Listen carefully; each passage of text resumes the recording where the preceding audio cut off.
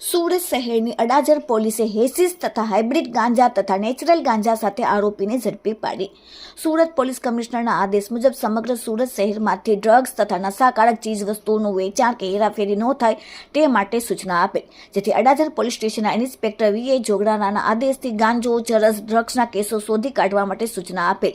અડાજર surveillance સ્ટાફના માણસોએ અલગ અલગ ટીમો બનાવીને ગાંજો, ચરસ, ડ્રગ્સના કેસો શોધી કાઢવા માટે જ્યારે પેટ્રોલિંગમાં હતા ત્યારે અંગત બાતમી આધારે વિશ્વસની બાતમી મળેલ કે અડાજર મહાલક્ષ્મી મંદિર પાસે ગાંજાનું વેચાણ કરનાર એક ઇસમ પસાર થનાર છે. જે બાતમીને આધારે અડાજર પોલીસે ત્યાં વોચ રાખીને રેડ પાડીને ત્યાંથી ઇલેક્ટ્રિક ટુ વ્હીલર જેનો રજિસ્ટર્ડ નંબર GJ05PW4775 છે ત્યાંથી પસાર થતા તેને તરત જ પકડીને તેમની પાસેથી વેચાણ માટે લાવેલ હાઇબ્રિડ ગાંજો કુલ 40.250 ગ્રામ જેની કિંમત ₹1,41,875 તથા હેસિસ કુલ 8.950 ગ્રામ જેની કિંમત ₹2,237.50 તથા નેચરલ ગાંજો 154.120 ગ્રામ જેની કિંમત ₹7,706 રોકડા રૂપિયા સાથે એક મોબાઈલ ટુ વ્હીલર ગાડી થઈને કુલ પોલીસે 3,07,468નો મુદ્દામાલ ઝડપીને NDPASનો કેસ શોધી કાઢ્યો.